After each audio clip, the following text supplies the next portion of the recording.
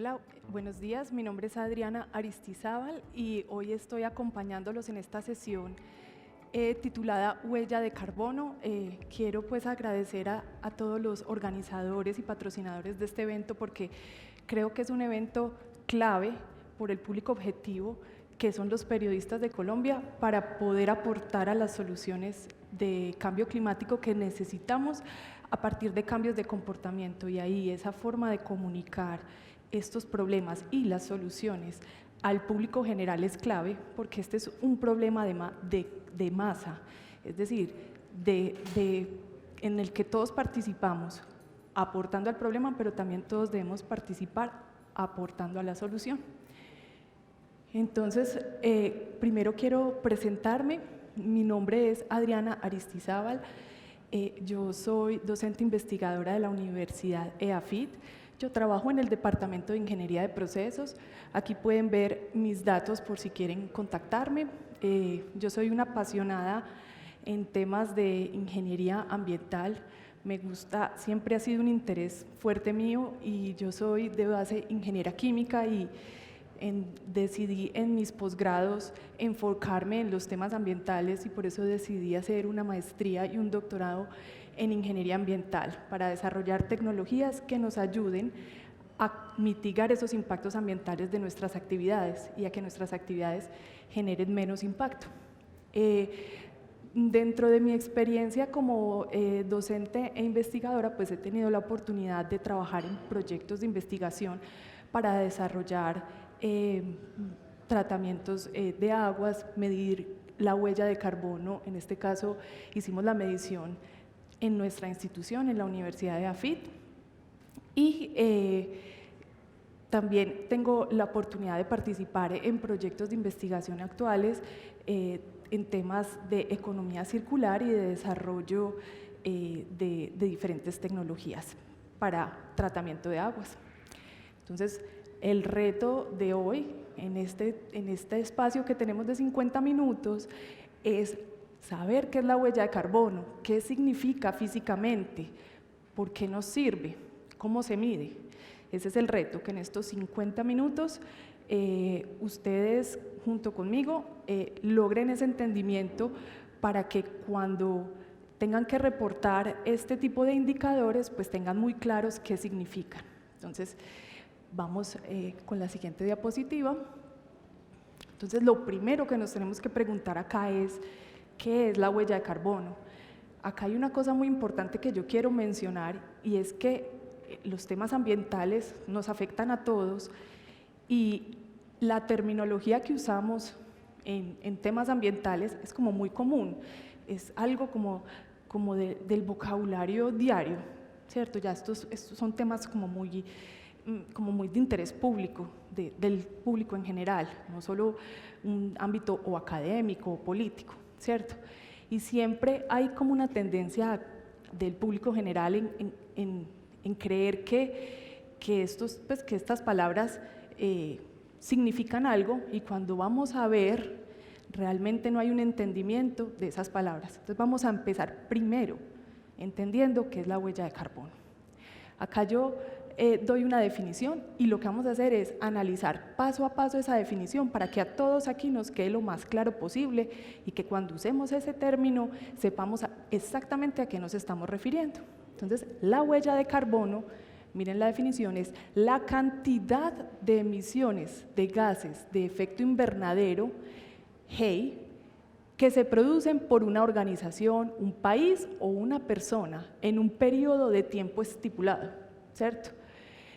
Y esa huella de carbono, esa cantidad de emisiones de gases de efecto invernadero, tiene una unidad de medida muy clara, establecida, que son toneladas o masa, cualquier unidad de masa de CO2 equivalente, ¿cierto? Normalmente, por la gran cantidad de esas emisiones, lo medimos en unidad de toneladas, pero puede ser cualquier unidad de masa. ¿De qué? De CO2 equivalente.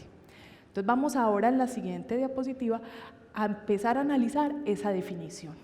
Pero antes quiero como dejarles un dato importante, como para que miremos que aunque estos indicadores ambientales, estos temas ambientales, parecen, digamos, algo muy familiar para todos, Miren los resultados que sacó la primera encuesta nacional de percepción de cambio climático en Colombia, que se hizo en 2016. Y se encontró que en Colombia esa encuesta evidenció que el 80% de los encuestados no saben o conocen qué son los gases de efecto invernadero.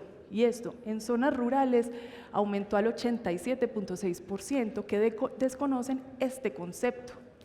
Entonces, entender qué son esos gases de efecto invernadero es clave para yo poder entender qué es la huella de carbono, porque la huella de carbono es una medición de esa cantidad de esos gases. Entonces vamos a empezar a clarificar primero qué son esos gases. Entonces, en la siguiente diapositiva podemos ver la definición de qué es un gas de efecto invernadero y vamos a empezar a mirar de a poquito qué quiere decir esa definición. Vamos a entender, ¿cierto? Ahora, ¿qué es importante también entender? Estos términos ambientales son complejos, son temas complejos que tienen mucha ciencia detrás, ¿cierto? Entonces, este espacio vamos a aprovecharlo para construir esos conocimientos. Un gas de efecto invernadero es un gas que tiene unas características muy específicas e importantes para estos temas que estamos hablando hoy. ¿Qué características tienen? Que es un componente gaseoso que está en la atmósfera. Puede ser de origen natural o antropogénico, ¿cierto? Antropogénico es que lo producimos nosotros en nuestras actividades humanas, ¿cierto? Entonces puede ser cualquiera de los dos orígenes que esté presente en la naturaleza. Y esa característica específica que diferencia un gas cualquiera y que lo hace gas de efecto invernadero es que puede absorber o emitir radiación. Absorber o emitir radiación. Ahí dice, en diferentes longitudes de onda del espectro de radiación terrestre, ¿cierto? Entonces, ojo, no todos los gases de efecto invernadero, tienen que tener esa propiedad medida desde el laboratorio, comprobada, ¿cierto? Y esa propiedad de absorber o emitir radiación, que al final es energía que se puede transformar en calor, esa propiedad es la que relaciona esos gases en específicos con algo que se llama el efecto invernadero, ¿sí? Y, ojo, vamos a ver entonces qué particularidades, qué determina que un gas tenga esa capacidad o esa propiedad. Entonces, vamos a la siguiente diapositiva. Aquí tenemos que entender también que esos gases de efecto invernadero, que tienen esa propiedad de absorber o emitir radiación, están relacionados con un fenómeno natural, que se llama el efecto invernadero, ¿cierto? Por eso se llaman gases de efecto invernadero. Ese efecto invernadero es un fenómeno natural, ¿cierto? Entonces voy a explicar un poco en qué consiste ese efecto y cuál es el rol de esos gases que hay en la atmósfera que tienen esa propiedad de absorber o emitir radiación para que se ocurra ese fenómeno natural. Entonces, como todos bien sabemos, el sistema Tierra recibe unos rayos del Sol, que son radiación, que son energía, ¿sí? Cuando esos rayos o esa radiación ingresa en nuestra atmósfera está compuesta por unos gases, ¿cierto? Ahí dentro de esa atmósfera hay bajas concentraciones de gases de efecto invernadero.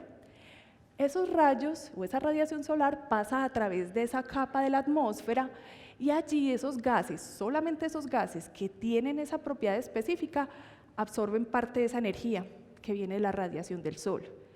Otra parte de esa radiación es reflejada y se devuelve afuera de la atmósfera, ¿cierto?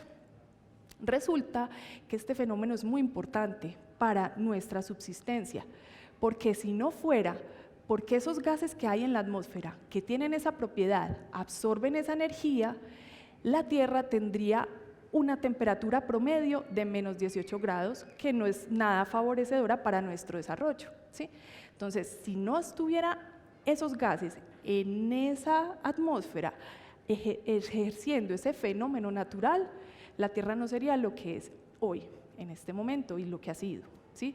Entonces miren que ese fenómeno natural determina esas condiciones favorecedoras para que se desarrolle la vida en la Tierra.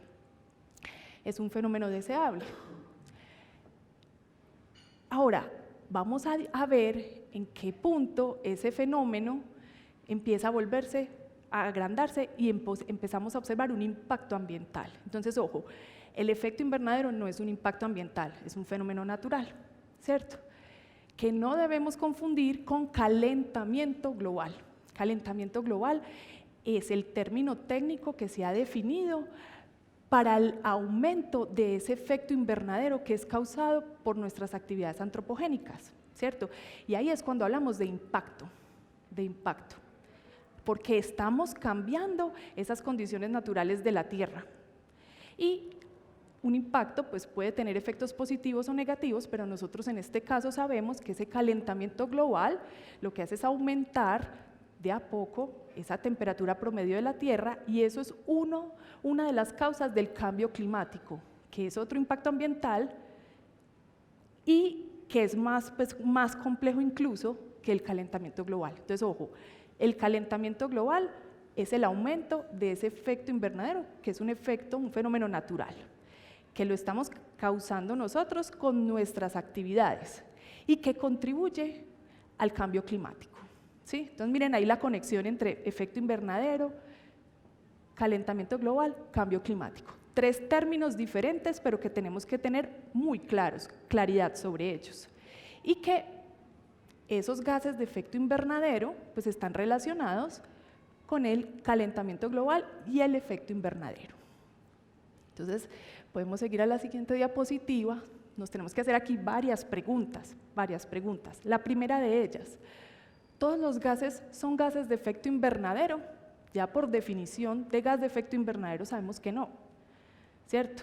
Pero entonces, ¿por qué unos gases sí y por qué otros gases no? ¿Cierto? Aquí es donde entra la ciencia a explicarnos esto. Y es que no, definitivamente no todos los gases son gases de efecto invernadero.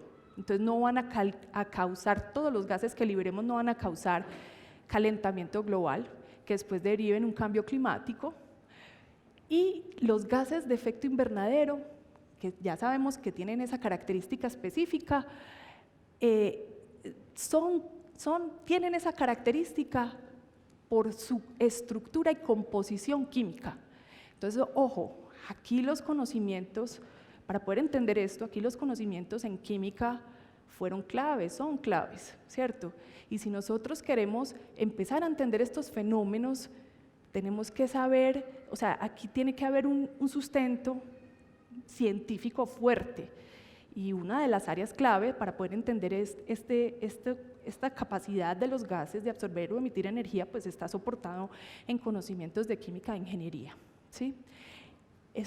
Con esto lo que les quiero decir es, esto no es sencillo para poder llegar a esta conclusión. Hubo muchas investigaciones que soportan estas afirmaciones y estos hallazgos. Entonces, ojo, cuando hablamos de esa propiedad, tenemos que tener claro que eso va a depender de la estructura y la composición del gas. Composición se refiere a los átomos que componen ese gas y estructura se refiere a la distribución de esos átomos que hay en el espacio, ¿cierto? Y la comunidad científica pues hace un esfuerzo en identificar cuáles son esos gases. Entonces, aquí por ejemplo yo les muestro uno de los gases de efecto invernadero, que es el óxido nitroso, y cómo es su estructura química. Y ya se sabe que ese es un gas que tiene esa capacidad. Entonces, en la siguiente diapositiva vamos a la siguiente pregunta que nos tenemos que hacer en cuanto a los gases de efecto invernadero, y es, ¿cuáles son? ¿Cuáles hemos identificado que tienen esa característica o esa propiedad?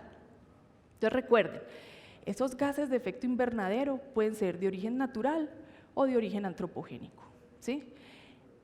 Vamos a hacer como un listado de los principales que ya se encuentran en la atmósfera. El principal de todos, uno que tal vez nosotros no vimos mucho, es el vapor de agua. Es el gas de efecto invernadero más abundante en la atmósfera, ¿cierto? Y el que causa más o menos 3/4 partes de ese efecto invernadero de origen natural, ¿cierto? Que es ese fenómeno natural y es clave. Después está el dióxido de carbono, que también se genera de manera natural. ¿Sí? Las actividades naturales también generan CO2, el óxido nitroso, el metano y el ozono. El ozono también es un gas de efecto invernadero.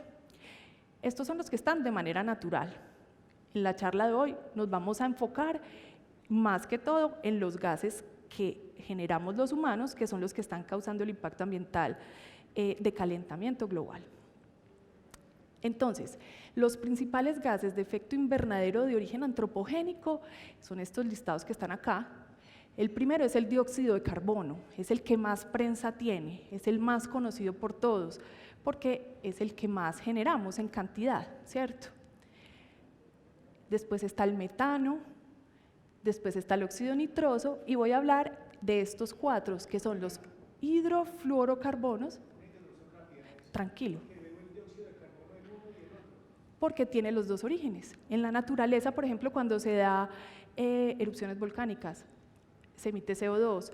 Cuando, por ejemplo, un bosque se quema de manera natural, genera CO2. No tiene que ser solo de manera de origen antropogénico, ¿sí? Entonces, por eso lo menciono en los dos, ¿cierto? Como que no creamos que el CO2 solamente es de origen antropogénico y que nosotros simplemente por dejar de emitirlo, pues ya no va a haber más, ¿no? En las erupciones volcánicas, por ejemplo, cuando hay una quema natural de un bosque, por ejemplo, cuando hay descomposición de la materia orgánica natural, hay emisiones de CO2 que nosotros no emitimos, se dan naturalmente, ¿cierto? Vamos a hablar entonces de unos compuestos que se pueden llamar en términos generales compuestos fluorados, que son compuestos que en su estructura química tienen flúor, y estos se caracterizan por tener esa propiedad de ser un gas de efecto invernadero. Entre ellos están los HFCs o hidrofluorocarbonos.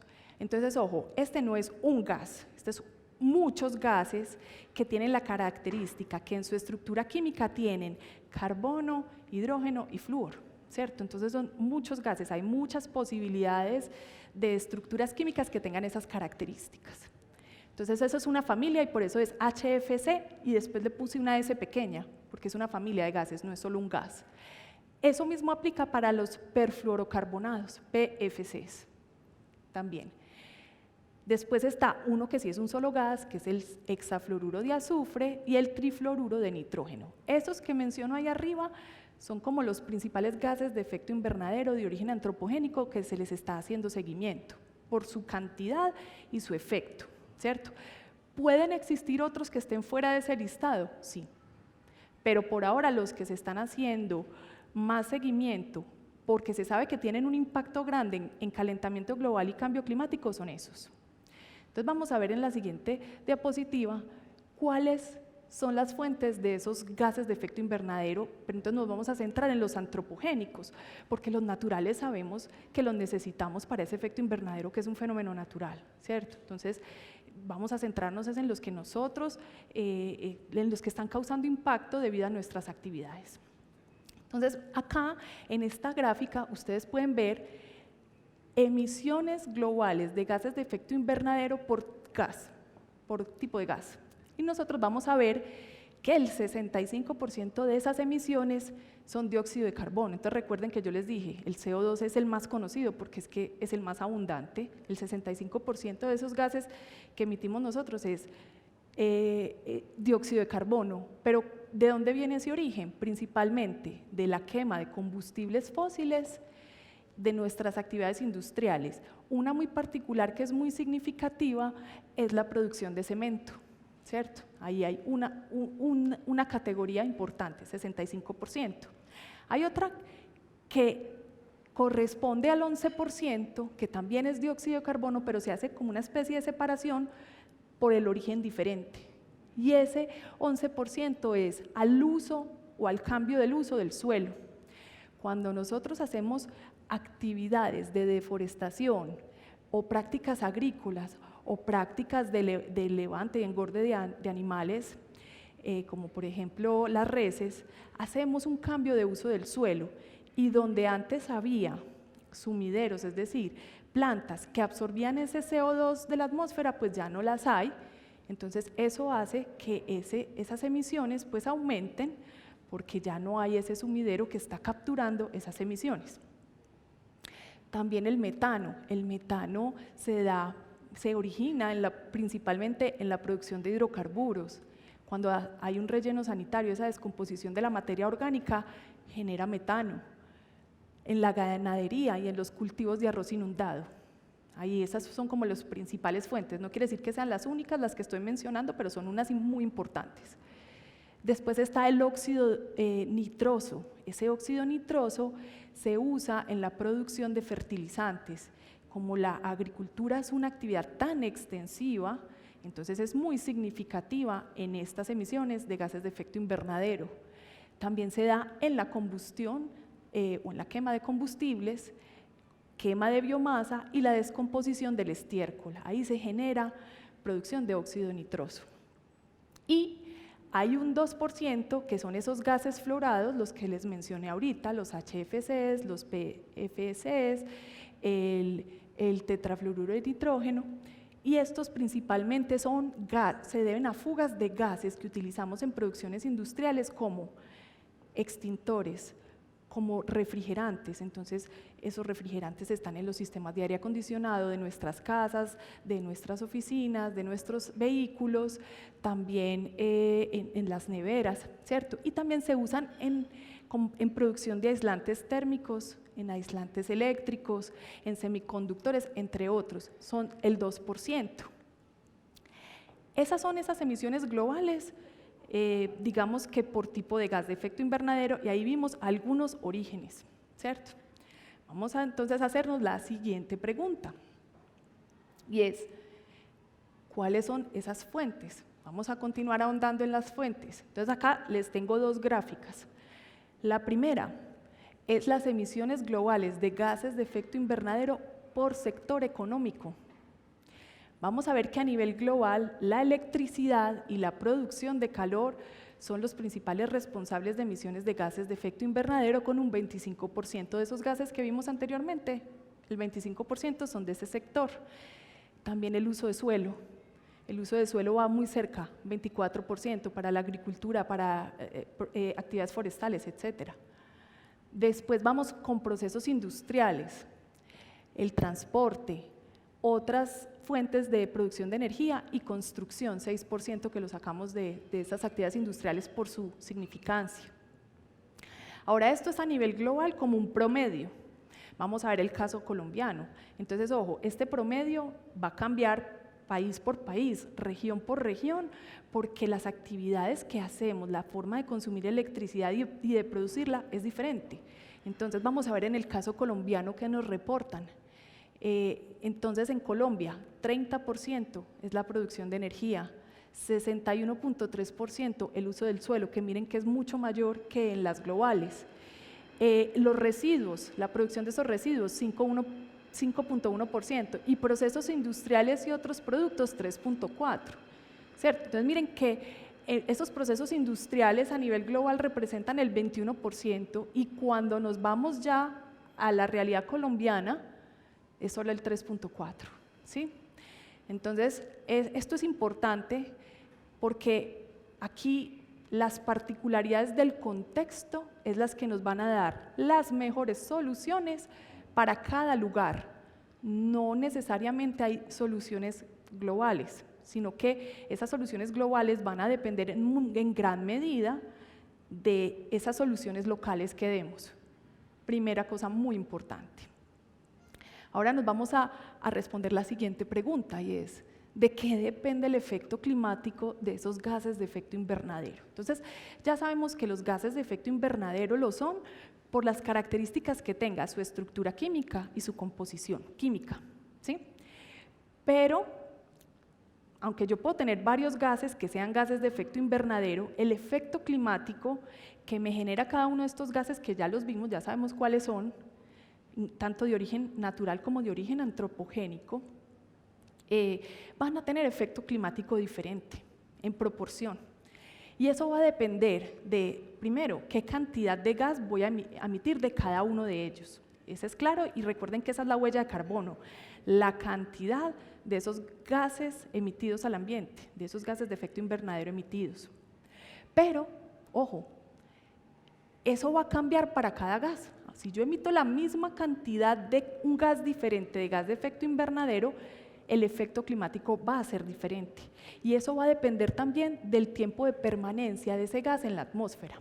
Entonces, a ver, las sustancias, los compuestos químicos no son eternos, ¿cierto? Siempre se pueden tender a degradar. Entonces, cuando nosotros hacemos una emisión de ese gas de efecto invernadero a la atmósfera, no todos los gases van a permanecer allí el mismo tiempo, y eso también va a depender de su estructura y composición química. Hay gases muy estables, y ese es uno de los principales problemas con los gases que tienen flúor en su composición química. Son súper estables, la radiación no los degrada, ¿cierto? Porque parte de la radiación que viene del sol también afecta a esa estructura y la puede degradar en otros compuestos, ¿cierto? Entonces, ojo, el tiempo de permanencia de los gases en la atmósfera varía, y varían muchos años, y puede ser muy larga dependiendo de qué tan estable sea esa estructura.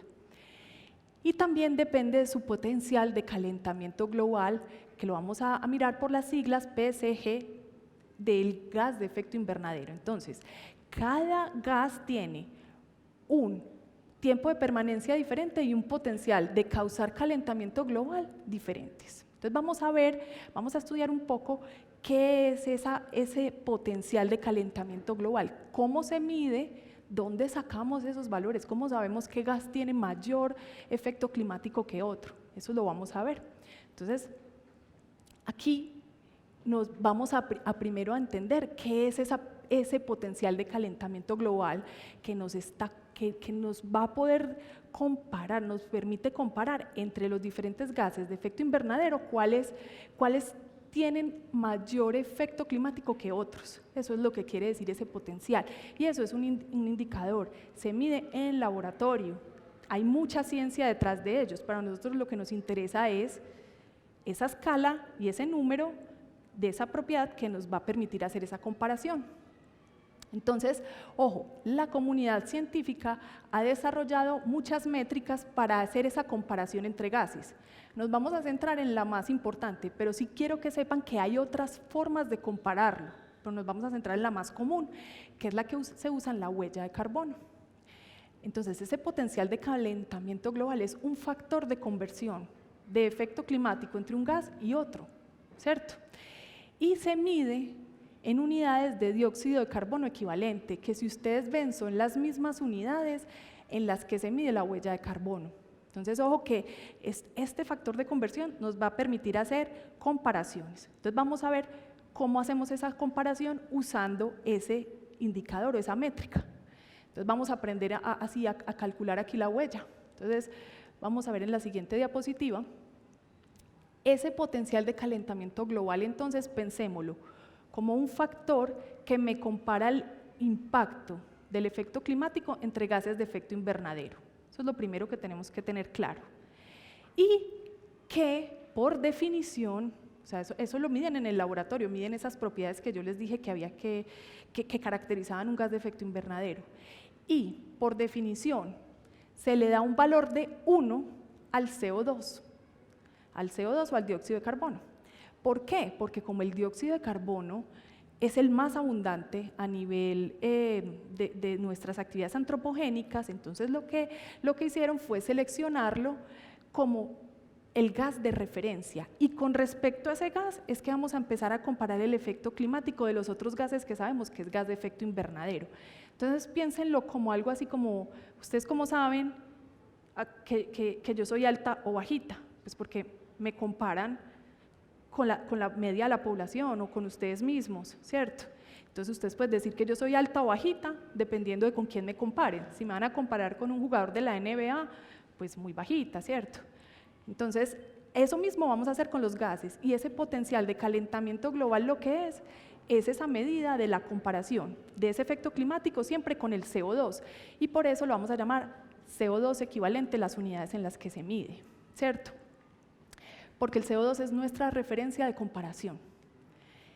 Esos valores de potencial de calentamiento global los reporta el Panel Intergubernamental de Cambio Climático, que es una autoridad de Naciones Unidas en temas de cambio climático, y es un panel de expertos científicos que hacen esta medición y que año a año van actualizando estos valores. ¿Por qué? Porque estos valores son muy difíciles de medir, no es sencillo, ¿sí? Entonces, ustedes pueden encontrar que a veces estos valores van a variar un poquito, no demasiado, pero un poquito, y que van a incluir nuevos gases, ¿cierto? Que van identificando que son relevantes, que debemos controlar para disminuir huella de carbono. Esa tabla que está ahí es una tabla muy cortica, pues como una extracción de una tabla ya mayor, que ya les voy a dar la fuente para que lo busquen, que reporta potenciales de calentamiento global, que son valores relativos al dióxido de carbono. Entonces, miren, el dióxido de carbono, fórmula química, CO2, gas de efecto invernadero. Ese valor del potencial de calentamiento global por definición es 1. Pero si lo comparamos con el metano, CH4 de estructura química tiene un valor de potencial de calentamiento global de 28. ¿Qué significa físicamente esos números? Vamos a verlo. ¿Qué quiere decir? Que si yo o cualquiera de nosotros emite una tonelada o una cantidad en masa de metano, CH4, tendría un efecto climático igual a si yo emitiera 28 toneladas de CO2 equivalente. ¿Sí? Vayan pensando en la mente eso, ¿qué significa? Entonces me está diciendo que ese es el efecto climático equivalente. Una tonelada me genera el mismo efecto climático que 28 toneladas de CO2 equivalente. ¿Qué quiere decir? ¿Por qué se le tiene que poner el equivalente? Porque el equivalente me está diciendo que yo físicamente no emití CO2, sino que emití una cantidad de otro gas de efecto invernadero, en este caso que estamos hablando de metano, que me hace un efecto climático equivalente a esa cantidad de CO2.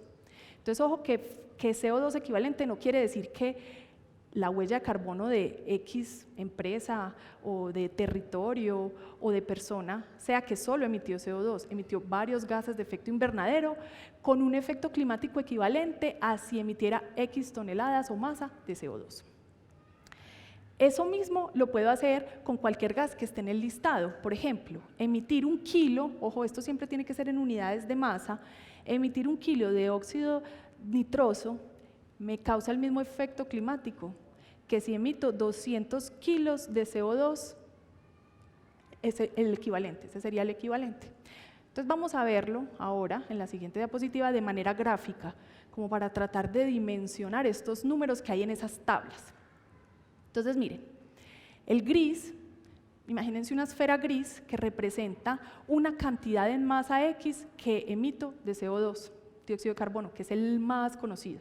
Imagínense una pelota llena de CO2, esa sería mi emisión, una burbuja. Esa burbuja tendría el efecto climático equivalente de una burbuja del tamaño que muestro ahí en la figura de metano. Efecto equivalente, mírenlo como en volumen. Después sería el mismo efecto equivalente a la del óxido nitroso. Y miren el CFC11, el potencial de calentamiento global es 4.660, que sería un punto que ni siquiera dibujé en esa gráfica, ¿cierto? Entonces miren que este potencial de calentamiento global es clave, porque nosotros naturalmente estamos muy como pendientes del CO2, pero hay otros gases que en mínimas cantidades generan efectos climáticos mucho mayores.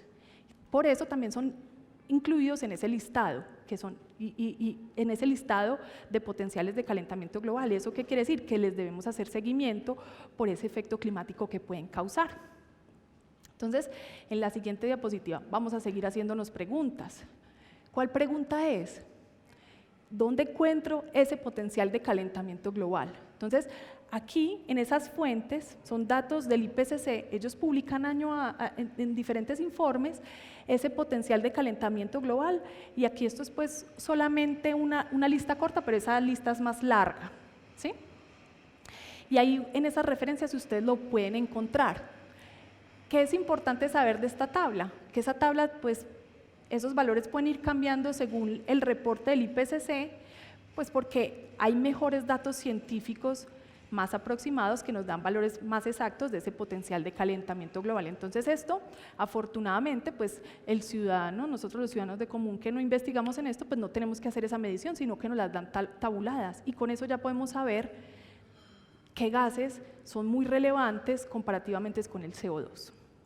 Entonces ahora hagámonos otra pregunta, y es, ¿todos los gases de efecto invernadero dañan la capa de ozono? Esa es una de las preguntas que me hacen mis estudiantes más comúnmente. Entonces, ojo, no. Algunos gases de efecto invernadero dañan la capa de ozono. Entonces, uno de los objetivos de esta charla es clarificar muy bien el impacto ambiental que se llama cambio climático y calentamiento global. Agotamiento de capa de ozono es otro impacto ambiental diferente, que se causa de manera diferente a estos que estamos hablando de huella de carbono, ¿cierto? Entonces eso es a lo que yo me refiero con que se requiere formación técnica para que nosotros podamos expresar bien esa información al público, porque el público general confunde los impactos ambientales y habla indistintamente de uno y de otro. Sí, y recuerden, el primer paso para uno resolver un problema es entenderlo.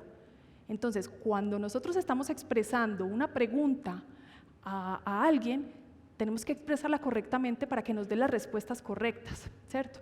Y parte de la comunicación que me parece a mí importante es darle claridad al público general de la diferencia entre los impactos, para que los entienda y pueda contribuir más directamente a la mejora de ellos, ¿cierto? Entonces, lo primero es no confundir los diferentes impactos ambientales, no confundir huella de carbono con problemas de calidad del aire asociados, por ejemplo, a material particulado. Material particulado no es un gas, y la definición de huella de carbono me dice que debe ser un gas, que tiene unas características de causar efecto invernadero.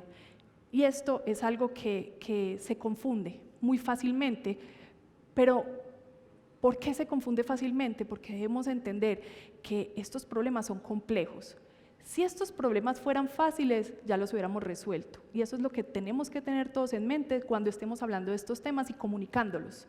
Hay cierta complejidad de estos términos, y eso me indica que el problema de fondo es complejo y por eso no lo hemos resuelto, ¿cierto? Entonces, ojo con eso.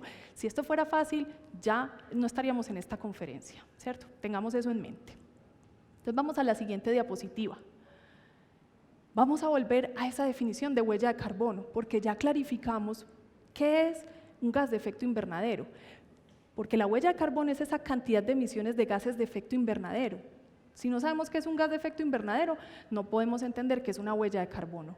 Y ya entendemos cómo es esa unidad de medición, a qué se refiere toneladas de CO2 equivalente. Entonces, ojo, recuerden que equivalente no es que yo emití solo CO2, sino que estoy diciendo el efecto climático equivalente de emitir cierta cantidad de CO2 para medirlo en una sola unidad. Es como más o menos, piensen en el dinero. Muchas veces el dinero es un indicador que usamos para que todos entendamos la magnitud de algo. Asimismo, es esa tonelada de CO2 equivalente, pero no tan fácil de entender, porque nosotros en nuestra vida diaria no estamos contando las cosas en CO2 equivalente, pero sí en dinero, ¿cierto? Entonces, nos vamos a centrar un poco en la otra parte de la definición, y es que se producen por una organización, un país o una persona en un periodo de tiempo determinado. Entonces, vamos a ver cómo se mide esa huella de carbono. Entonces, lo primero que hay que entender es que la huella de carbono hace referencia a un impacto ambiental.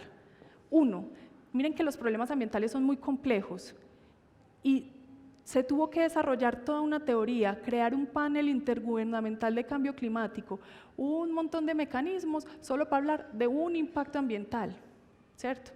Y quiero también que tengan eso en mente, es decir, si solucionamos el tema de la huella de carbono, no solucionamos todos los problemas. Eso también hay que tenerlo en cuenta, ¿cierto? Esa huella de carbono me habla de un impacto ambiental y uno la puede medir en diferentes escalas. Entonces, hay diferentes tipos de huella de carbono. La primera es la personal, que los invito a todos los que están haciendo este diplomado que la midan, ¿cierto? ¿Cómo la pueden medir? Hay calculadoras de huella de carbono que ustedes pueden descargar de la web, que les van a hacer preguntas de su vida diaria, de la forma en la que ustedes consumen alimentos, cómo se transportan, qué tipo de productos compran, y que nos van a dar idea de esas actividades que nosotros hacemos diariamente, cuántos gases de efecto invernadero emiten por nuestra forma de vida, de manera directa e indirecta, ¿sí? Aquí yo les dejo una de las calculadoras que existe de medición de huella de carbono. A mí esta calculadora me gusta es porque tiene considerado los factores de emisión de Colombia. Entonces, para nosotros, este público en Colombia es muy pertinente. Les invito a que se la midan, y ese es el primer paso para uno reducirla, ¿cierto? Eso es a nivel personal. Nosotros como individuos y como ciudadanos, donde nosotros tenemos poder de decisión. Entonces, lo primero es compromiso ciudadano. Si nosotros no somos capaces de reducir nuestra propia huella, pues entonces, ¿qué le vamos a estar pidiendo de ahí para arriba? Primer compromiso, el ciudadano, en donde nosotros tenemos el 100% de la decisión de si reducimos o no esa huella. Después está un nivel un poco más macro o meso, que es la huella de carbono de productos y servicios. Resulta que y esto está relacionado con la conferencia anterior, donde se consideran todas esas emisiones de gases de efecto invernadero, aguas arriba y aguas abajo, considerando una perspectiva de ciclo de vida, y ahí hay unas metodologías específicas para medir huella de carbono de productos y servicios. Las empresas generadoras de productos y servicios pueden hacer la medición de un producto o un servicio, cuánta huella generan, es decir, cuántas emisiones de gases de efecto invernadero generan. Lo pueden hacer siguiendo unos lineamientos de entes autorizados, como por ejemplo el GHG Protocol, Carbon Trust, ¿cierto? Hay diferentes estándares que nos dicen cómo medir esa huella de carbono, y nos pueden dar una ecoetiqueta, que es una herramienta de comunicación a nuestros públicos, diciéndonos: vea, nosotros mismos la huella de carbono la queremos reducir, o efectivamente ya hicimos una reducción de esa huella de carbono, y eso se pone en el envase del producto o en la publicidad del servicio. Esa es una forma de que nosotros como ciudadanos podamos escoger productos que tienen una menor huella, ¿sí? ¿Por qué? Porque un tercero, a esa organización que genera ese producto o ese servicio, nos está diciendo: acá esta gente tiene esa responsabilidad, escójalo. Listo. Y ahí viene también nuestro deber ciudadano, nosotros escoger esos productos, ¿cierto? Después está la huella de carbono corporativa. Las organizaciones pueden medir su huella de carbono de todas sus actividades, de todos los productos, de todos los servicios que ofrecen, ¿cierto? Eso también tiene unos estándares corporativos para medirla, reportarla y comunicarla. Y es muy importante que todas las empresas que quieran medir esa huella de carbono lo hagan de la misma manera. Por eso se generaron esos estándares. ¿Para qué? Porque después inevitablemente se van a dar comparaciones, pero si yo medí la huella con una metodología y tú con otra, no nos podemos comparar. Entonces, por eso esas metodologías están estandarizadas, ¿sí? Y hay sellos también que nos dicen: vea, un tercero verifica que yo hice bien la medición de la huella de carbono de acuerdo a esos estándares, y este es mi resultado. Y el solo yo medir esa huella demuestra un compromiso de esa empresa por su reducción, porque si uno la mide, no solo para reportarla, sino para reducirla, ¿cierto? Entonces, ojo, primera cosa muy importante: cuando una empresa mide su huella de carbono, automáticamente está diciéndole a sus grupos de interés: yo acá tengo una responsabilidad, la estoy asumiendo, ¿cierto? Al igual que cuando nosotros no la medimos. Y después está la huella territorial. Esta es una huella que miden los países también con unas metodologías estandarizadas para poder comparar los diferentes países qué huella tienen. Y por ejemplo, Colombia saca el inventario nacional y departamental de gases de efecto invernadero. Colombia lo mide, se compara con otros países y la mide para fijarse también metas, ¿cierto? Entonces miren que aquí las responsabilidades no es solo de la producción, de la empresa o del gobierno. No, acá miren que las responsabilidades de medirse la huella y de reducirlas de todos, ¿cierto? Entonces, ojo, no nos centremos en qué puede hacer la empresa solamente, o la organización, o el gobierno, es nosotros cómo la vamos a reducir también, porque todas esas actividades de las empresas se dan porque nosotros los demandamos. Entonces, si tenemos un pensamiento de ciclo de vida, lo que vamos a saber es que las actividades de esas empresas son responsabilidad nuestra, de manera indirecta, porque nosotros no las controlamos, pero son nuestra responsabilidad, porque nosotros somos las que demandamos esos productos y esos servicios. Entonces, ¿qué es lo que hay que tener claro en esta diapositiva? Hay varios tipos de huella de carbono que nos responsabilizan a todos, de medírnosla, de gestionarla, y que debemos seguir estándares de contabilidad y reporte estandarizados para que esa huella sea efectiva, sea bien medida y nos dé la información necesaria. Entonces, vamos a la siguiente diapositiva. ¿Cómo se mide? Vamos a hacer un ejercicio. ¿Cómo se mide esa huella? Entonces, en términos generales, esos estándares de las diferentes huellas tienen variaciones porque la naturaleza de esas actividades como individuo, como producto, organización y territorio son diferentes. Pero en general, ¿cómo funciona esto? Lo primero es identificar esas fuentes de emisión, identificarlas. ¿Dónde es que se están generando de manera directa o indirecta esas emisiones? Entonces, pensemos acá en esta actividad que nosotros estamos haciendo en el diplomado. Nosotros vimos que de manera global la producción de energía eléctrica genera emisiones y nosotros acá estamos generando electricidad. ¿Se han preguntado ustedes dónde están esas emisiones? Cuando ustedes prenden un bombillo, ustedes ven que sale gas, así como en un exhausto de un carro. Pero ustedes saben que prender luz, que utilizar la electricidad genera huella de carbono, ¿cierto? ¿Eso qué quiere decir? Cuando nosotros utilizamos el vehículo, si es un vehículo de combustión de combustibles fósiles, nosotros vemos ahí el exhausto y ahí está la fuente. Pero cuando utilizamos electricidad, acá no está la fuente, pero sí está en la termoeléctrica, en la presa que está generando esa energía. Y esa es culpa mía, porque es que ellos lo están generando para que yo la utilice, ¿cierto? Entonces, fuentes, ¿dónde están esas fuentes? Así sean de manera indirecta, que yo no vea aquí la emisión, pero que en alguna parte se generaron para que yo pudiera tener ese beneficio, ese placer de poder utilizar la electricidad. Lo primero, identificarlas, después estimar esa cantidad de emisiones de gases de efecto invernadero que se generaron en esa fuente. Eso, hay diferentes metodologías. Normalmente se usan mediciones que no son directas, es decir, para yo calcular esos gases de efecto invernadero por el uso del vehículo, yo utilizo mediciones como cuánto combustible consumí, qué tipo de vehículo es, qué distancia transporté, qué peso transporté y factores de emisión del tipo de combustible. Pero yo no me voy con un medidor directo a mirar la cantidad del gas, porque esas mediciones de laboratorio son sumamente costosas. Entonces ya hay una metodología desarrollada para que yo no tenga que ir a medir el gas directamente. Ahora imagínense uno irse hasta la presa a hacer esa medición. Nadie podría medir la huella de carbono.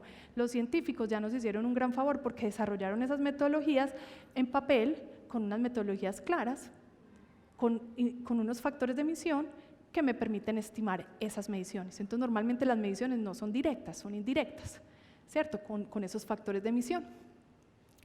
Y cuando yo ya tengo esa cantidad estimada, utilizo el potencial de calentamiento global, que es esa tablita que yo les mostré, que ahí salen todos los gases, y ya vamos a ver cómo se calcula. Vamos a hacer un ejercicio matemático para que ustedes aprendan a calcular aquí mismo la huella. Se hace el cálculo y después viene un cuarto paso muy sugerido, no obligatorio, pero sí muy sugerido, y es que un tercero me verifique que yo esa medición la hice de acuerdo a la norma estándar y que la medí bien, y que estoy diciéndole la verdad transparentemente de mis emisiones a mis grupos de interés, ¿cierto? Entonces, ojo, son como 4 pasos, 3 obligatorios, 1 muy recomendado, ¿sí? Entonces vamos a la siguiente. Vamos a ver cómo es que se hace el cálculo. Vamos a hacerlo rápidamente para que acá todos salgan preparados a ir a medir su huella, que entiendan qué es lo que les sale en esa calculadora. Cualquiera lo puede hacer.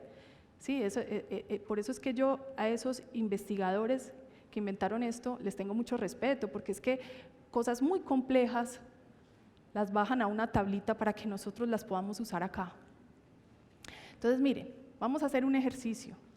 un inventario de emisiones que hizo una empresa, un inventario corporativo de gases de efecto invernadero, identificó emisiones de 10 toneladas de un gas de efecto invernadero que se llama CFC-11, que es un gas refrigerante, y de 10 toneladas de CO2 por la quema de combustibles. Ellos hicieron esas mediciones, esas estimaciones y encontraron la fuente y encontraron las toneladas emitidas por esa empresa de cada uno de esos dos gases. Tengan en cuenta que en la realidad esto no son dos gases, son muchos más, pero vamos a hacer el ejercicio solo con dos. ¿Cuál es la huella de carbono de esas emisiones? Y nosotros tenemos afortunadamente la tablita que nos da los potenciales de calentamiento global relativos al CO2 para esos gases que están allí. Entonces esos datos ya los tenemos. Entonces vamos a ver qué hacemos con esos datos. Entonces recuerden que ese potencial de calentamiento global me compara con respecto al CO2 ese efecto climático del gas. ¿Listo? Entonces vamos a ver cómo se hace el cálculo en la siguiente diapositiva. Entonces miren qué sencillo es. Una vez ya tenemos esas toneladas de los dos gases, mírenlos aquí, 10 toneladas de CFC-11, 10 toneladas de CO2 que yo ya identifiqué y que medí con esas metodologías estándar que yo les describo. Simplemente tenemos que utilizar ese factor de conversión para que podamos pasar ese CFC-11 y esas toneladas de CO2 a la unidad común. Es un factor de conversión matemático, imagínense. Para yo tener las toneladas de CO2 equivalente, que es la unidad en la que yo mido la huella de carbono. Y en vez de tener un listado de cantidad de gases de efecto invernadero, tengo solo un valor. Entonces esto es como tener, aquí yo tengo 10 euros y 10 pesos colombianos. ¿Cuánta plata tengo en total? Yo la paso a la misma unidad, a dólares o a solo a pesos. Lo mismo con esa huella de carbono, pero yo solo quiero un valor para mi contabilidad, porque pues uno ahí manejando pues como un montón de monedas, no, lo mismo. Entonces esas 10 toneladas de CO2, ¿qué me dice ese factor de conversión físicamente? Una tonelada de CFC me causa el efecto climático equivalente que emitir 4.660 toneladas de CO2 equivalente. Y ya me queda que yo tengo 46.600 toneladas de CO2 equivalente. Entonces, ojo, la empresa no emitió CO2. La empresa emitió 10 toneladas de CFC que me equivalen al efecto climático de si esa empresa hubiese emitido 46.600 toneladas de CO2 equivalente. Entonces, esa E ahí, clave. Y no es que esté emitiendo físicamente esa cantidad de CO2. Fue menos cantidad, pero de otro gas, con un efecto climático mucho mayor. Y las toneladas de CO2, pues ahí es el equivalente. Una tonelada de CO2, pues es como si yo emitiese una tonelada de CO2 equivalente. Entonces, la huella de carbono total, la conversión de unidades es la suma de esos dos. Entonces vamos a la siguiente diapositiva. La huella de carbono de esa empresa por la emisión de esos dos gases es 46.610 toneladas de CO2 equivalente.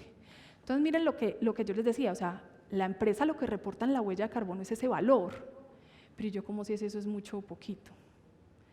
Porque es que si a mí me dijeran emitió 10 millones de dólares, pues yo ya sé si eso es mucho o poquito, ¿cierto? Pero esta unidad, que aunque es una unidad estandarizada, hay que tener cierta sensibilidad en los datos y conocer otros datos pues para yo saber si eso es mucho o poquito y por qué. Y eso va a depender incluso del sector. Entonces vamos a ver como recomendaciones de yo qué hago con ese dato, ¿cierto? Entonces, siguiente. Entonces, ¿para qué le sirve la huella de carbono a mí como persona, a una empresa que genera sus productos y le saca una ecoetiqueta, a las organizaciones, a los territorios?